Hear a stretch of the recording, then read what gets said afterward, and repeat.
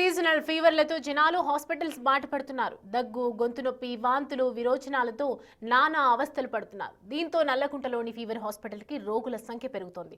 సాధారణ రోజులతో పోలిస్తే ప్రస్తుతం ఓపీ పెరిగిందంటున్నారు హాస్పిటల్ సిబ్బంది. దాదాపు 700 నుంచి 800 మంది వస్తున్నారని చెప్తున్న డాక్టర్స్. ఇన్ పేషెంట్ వార్డు కూడా 70% ఫుల్ అయిందంటున్నారు. చలికాలంలో పలు జాగ్రత్తలు తీసుకోవాలంటున్నారు డాక్టర్ రామయ్య. దీనిపై మరింత సమాచారం మా ప్రతినిధి అంజుమా అందిస్తారు. చలికాలం మొదలైపోయింది. ఈ సీజన్లో సాధారణంగా జలుబు, దగ్గు, జ్వరం వంటి అనారోగ్య సమస్యలతో హాస్పిటల్స్కి రోగులు బారులు తీరుతూ ఉంటారు. ఇక నల్లకుంటలోని ఫీవర్ హాస్పిటల్కి ప్రతి సీజన్లో కూడా ఓపీ అధికంగా ఉంటుంది.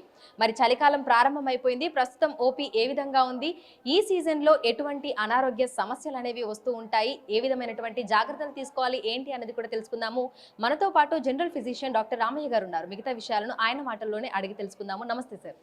సార్, ప్రతి సీజన్లో కూడా మనకి ఓపీ అనేది పెరుగుతూ ఉంటుంది. చలికాలం స్టార్ట్ అయిపోయింది. ఇప్పుడు ఓపీ ఏ విధంగా ఉంది? ఇప్పుడు చలికాలం స్టార్ట్ అయిన కాడ నుంచి ఓపీ కొంత మేరకు పెరిగిందండి. మామూలుగా మనకు వచ్చే పేషెంట్స్ అయితే అందరూ జలుబు, దగ్గు, ఆయాసంతోని తర్వాత జ్వరంతో వస్తున్నారు. అదే కొంత మేరకు పెరిగిందండి.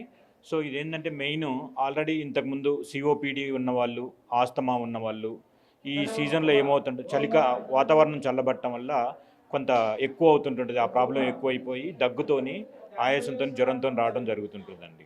సాధారణంగా చిన్న పిల్లల్లో ఎట్లాంటి అనారోగ్య సమస్యలను ఈ టైంలో చూస్తూ ఉంటాము, ఏ విధమైన జాగ్రత్తలు తీసుకోవాలి?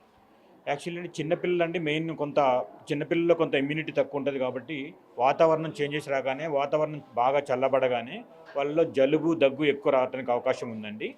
మెయిన్ పిల్లల్లో ఏంటంటే మనం వాళ్ళకు శుభ్రమైన ఆహారం ఇవ్వటము, ఒకవేళ బయటికి తీసుకెళ్ళినప్పుడు కంపల్సరీ మాస్క్ ధరించేలా చేయటము, చల్లటి వాతావరణానికి వెళ్లకుండా చేయటము, పరిశుభ్రమైన ఆహారం ఇచ్చి ఎప్పటికప్పుడు చేతులు శుభ్రంగా గడుపుకునేటట్టు చేయటం అనేది జాగ్రత్తలు తీసుకున్నట్టయితే, తర్వాత బలవర్ధకమైన ఫుడ్ ఇచ్చినట్టయితే మనము పిల్లల్లో ఇలాంటి వ్యాధులు రాకుండా చూడటానికి అవకాశం ఉందండి. సో దీర్ఘకాలిక వ్యాధులు ఉన్న వాళ్ళు, అదేవిధంగా ఈ శ్వాసకోశ వ్యాధులు ఉన్న వాళ్ళు ఎట్లాంటి జాగ్రత్తలు తీసుకోవాలి అంటారు? ఈ సమయంలో వాళ్ళకి ఇంకా సివియర్గా ఫ్లూ వచ్చి ఇన్ఫెక్షన్ వచ్చే ఛాన్సెస్ ఏమైనా ఉన్నాయా? ఖచ్చితంగా అండి. ఇప్పుడు దీర్ఘకాలిక వ్యాధులు అంటే మనకు బీపీ కానీ, షుగర్ కానీ, తర్వాత ఇంతకుముందు టీబీ వచ్చిన వాళ్ళు, గుండె ప్రాబ్లం ఉన్నవాళ్ళు, సీకేడి అంటే కిడ్నీ ప్రాబ్లం ఉన్నవాళ్ళు, క్యాన్సర్ బారిన పడ్డ వాళ్ళు, ఇప్పుడు ఏంటంటే వాళ్ళకు ఇమ్యూనిటీ తక్కువ ఉంటుంటుందండి. సీజన్ స్టార్ట్ కాగానే అంటే చలికాలం రాగానే కొంత బ్యాక్టీరియల్ అన్ని వైరల్ కానీ ఇన్ఫెక్షన్స్ ఎక్కువ వచ్చే అవకాశం ఉంటుంది. అంటే ముఖ్యంగా ఫ్లూ అనేది రావడానికి ఎక్కువ అవకాశం ఉంటుందండి. తర్వాత బ్యాక్టీరియల్ ఇన్ఫెక్షన్స్ కూడా రావడానికి ఎక్కువ ఉంటుంది. కాబట్టి ఇలాంటి పేషెంట్స్ ఖచ్చితంగా కొన్ని జాగ్రత్తలు తీసుకోవాలండి.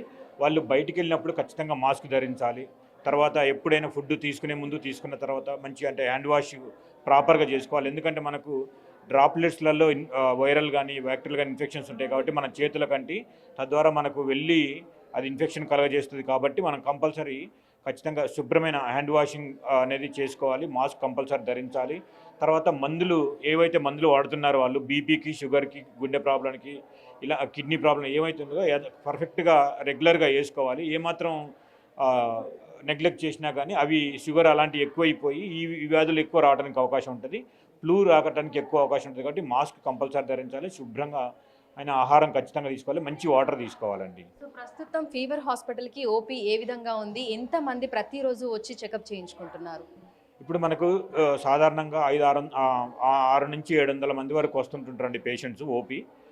మామూలుగా ఇప్పుడు కొంత మేరకు పెరిగింది. చలికాలం స్టార్ట్ కానీ కొంతవరకు పెరిగింది. ఎందుకంటే ఆల్రెడీ ప్రాబ్లం ఉన్న వాళ్ళకు దగ్గు, జలుబు రావటము, చిన్నపిల్లలకు దగ్గు, జలుబు రావడం ఎక్కువ అవుతుంటుంది. కాబట్టి జనరల్గా ఓపీలో వాళ్ళు ఎక్కువగా కనపడుతున్నారు. సో వాళ్ళకు మేము తగిన చికిత్స చేసి పంపిస్తున్నామండి. సో ఈ సీజన్లో ఎక్కువగా ఎటువంటి కేసులను హ్యాండిల్ చేస్తూ ఉంటారు? ఈ సీజన్లో అంటే ఎక్కువగా ఫ్లూ కేసెస్ రావడానికి అవకాశం ఉంటుంది. ఆల్రెడీ ఆస్తమా అండ్ సిఓపిడి ఉన్న వాళ్ళకి ఆయాసం ఎక్కువైపోయి ఇబ్బంది పడుతుంటుంటారు. వాళ్ళకు కూడా తగిన చికిత్స చేసి చేయటం జరుగుతుందండి. సో ఇన్ పేషెంట్ ఏ విధంగా ఉంది? ఎవరైనా అడ్మిట్ అయ్యారా? సివియర్ లక్షణాలతో వచ్చిన వాళ్ళు ఎవరైనా ఉన్నారా ఈ సీజన్ స్టార్ట్ అయిన తర్వాత? అంటే కొంతమేరకు లంగ్ ఇన్ఫెక్షన్తో వస్తున్నారండి. ఇన్ పేషెంట్స్ అయితే కొంతమేర కొంతమేర పెరిగింది. 70 to 80 మధ్యన ఇన్ పేషెంట్ ఉంది. బట్ మీరు అన్నట్టు అది లంగ్ ఇన్ఫెక్షన్తో వచ్చే వాళ్ళు కొంతమంది ఉంటున్నారు. వాళ్ళకు తగిన చికిత్స ఇస్తున్నాము, తగ్గి వెళ్తున్నారండి. సో ఉదయం సాయంకాలం సమయంలో విపరీతమైనటువంటి చలి ఉంటుంది, చలి గాలులు కూడా వీస్తున్నాయి. మరి రాకపోకలు సాగించే వాళ్ళకి, ప్రయాణాలు చేసే వాళ్ళకి ఎట్లాంటి జాగ్రత్తలు చెప్తారు?